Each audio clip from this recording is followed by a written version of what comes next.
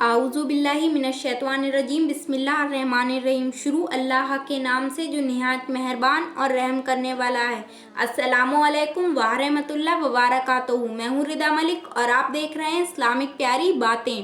प्यारे दोस्तों, आज हम बात करते हैं नमाजों की कज़ा के बारे में, यानी कज़ा नमाज को कैसे अदा करें।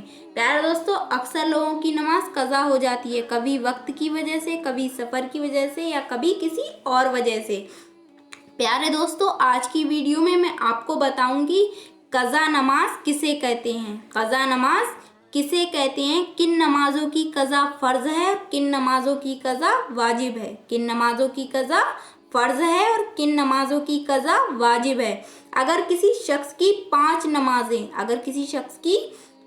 नमाजें या उससे कम नमाजें कज़ा हो जाएं तो वो शख्स उन नमाजों को कैसे अदा करे, और किसी शख्स की 6 नमाजें या उससे ज़्यादा नमाजें कज़ा हो जाए तो वो उन नमाजों को कैसे अदा करे, और किसी रोज़ और किसी वक्त की कज़ा नमाज कैसे पढ़े, और कज़ा नमाज में कौन सी सूरतें पढ़े, कज़ा नमाज में कौन सी सूरतें पढ़े, और सफ़र की कज़ा नमाजों को अदा कैसे करे, और किसी शख्स की 1 महीने या 2 महीने या चंद बरस की नमाजें कज़ा हों तो वो उन नमाजों को कैसे अदा करे। आज की वीडियो में मैं आपको बताऊंगी।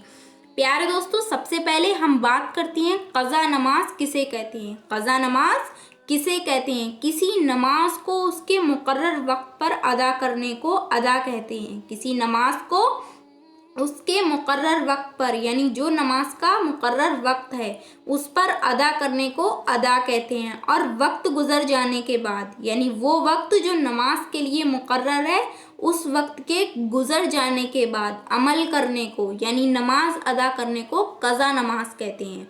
यानी वक्त के गुजर जाने के बाद नमाज अदा करने को कज़ा नमाज कहते हैं। मसला, किन नमाजों की कज़ा फ़र्ज़ है और किन नमाजों की कज़ा वाजिब है। किन नमाजों की कज़ा फ़र्ज़ है और किन नमाजों की कज़ा वाजिब है। फ़र्ज़ नमाजों की कज़ा फ़र्ज़ है, फ़र्ज़ नमाजों की कज़ा फ़र्ज़ है, और वितर की कज़ा वाजिब है, वितर की कज़ा वाजिब है।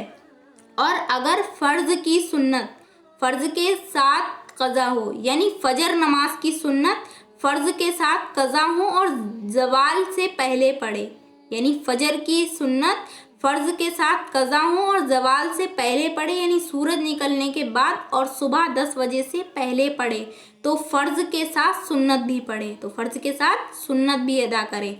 और अगर ज़वाल के बाद पढ़े, यानी और किसी नमाज में कज़ा पढ़े, तो सुन्नत की कज़ा नहीं, तो सुन्नत की कज़ा नहीं। जुमा और ज़ोहर की सुन्नतें कज़ा हो गई, जुमा और ज़ोहर की सुन्नतें कज़ा हो गई और फ़र्ज़ पढ़ लिए, और वक्त ख़त्म हो गया, यानी वक्त ख़त्म हो गया और आपने फ़र्ज़ पढ़ लिए और जुमा और ज़ोहर की सुन्नतें कज़ा हो गई, तो उन सुन्नतों की कज़ा नहीं, यानी उन सुन्नतों की कोई कज़ा नहीं। और अगर वक्त बाकी है, यानी अगर वक्त में गुंजाइश है, तो उन सुन्नतों को पढ़ें। और अफजल यह है कि पहले फ़र्ज़ के बाद वाली सुन्नतों को पढ़ें, फिर उन छूटी हुई सुन्नतों को पढ़ें। और अफजल यह है कि पहले फ़र्ज़ के बाद वाली सुन्नतों को पढ़ें और फिर उन छूटी हुई सुन्नतों को पढ़ें। मसला, जिस शख्स की 5 नमाजें या उससे कम नमाजें कज़ा हो जाएं तो वो शख्स उन कज़ा नमाजों को कैसे पढ़े। किसी शख्स की 5 नमाजें कज़ा हों, किसी शख्स की 5 नमाजें कज़ा हों या उससे कम नमाजें कज़ा हों तो उसको साहिबे तरतीब कहते हैं। उसको क्या कहते हैं?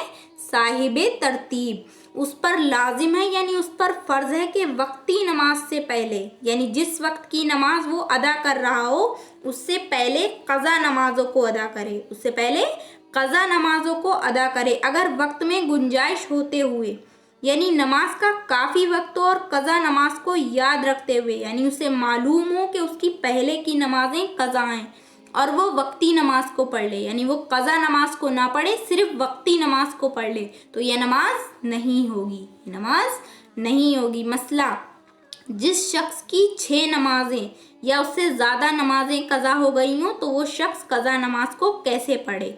जिसकी 6 नमाजें या इससे ज़्यादा नमाजें कज़ा हो गई हों तो वो साहिबे तरतीब नहीं, यानी वो साहिबे तरतीब नहीं। अब ये शख्स वक्त की गुंजाइश और कज़ा नमाजें याद होने के बावजूद, वो शख्स वक्त की गुंजाइश और कज़ा नमाजें याद होने के बावजूद वक्ती नमाजें पढ़ लेगा, यानी जो वक्त की नमाज है वो अदा कर लेगा तो उसकी नमाज हो जाएगी। और छूटी हुई नमाजों के लिए कोई वक्त मुकर्रर नहीं है, यानी जो नमाजें छूट गई हैं उनके लिए कोई वक्त मुकर्रर नहीं है।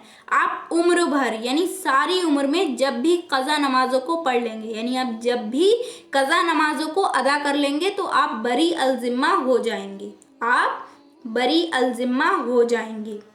मसला, किसी शख्स की 1 महीने की या 2 महीने की या चंद बरस की नमाजें कज़ा हों। किसी शख्स की 1 महीने की या 2 महीने की या चंद बरस की नमाजें कज़ा हों तो वो शख्स कज़ा नमाज को कैसे अदा करे?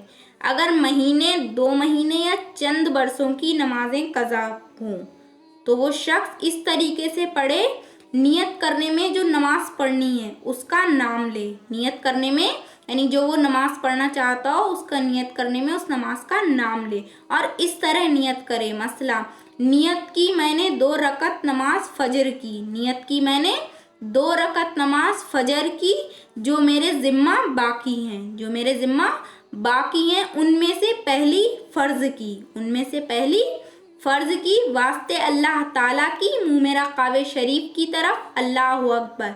एक बार फिर रिपीट कर रही हूँ, नियत की मैंने 2 रकत नमाज फ़र्ज़ की जो मेरे ज़िम्मा बाकी हैं। नियत की मैंने 2 रकत नमाज फजर की जो मेरे ज़िम्मा बाकी हैं उनमें से पहली फ़र्ज़ की, उनमें से पहली फ़र्ज़ की वास्ते अल्लाह ताला की, मुँह मेरा कावे शरीफ की तरफ, अल्लाहु अकबर।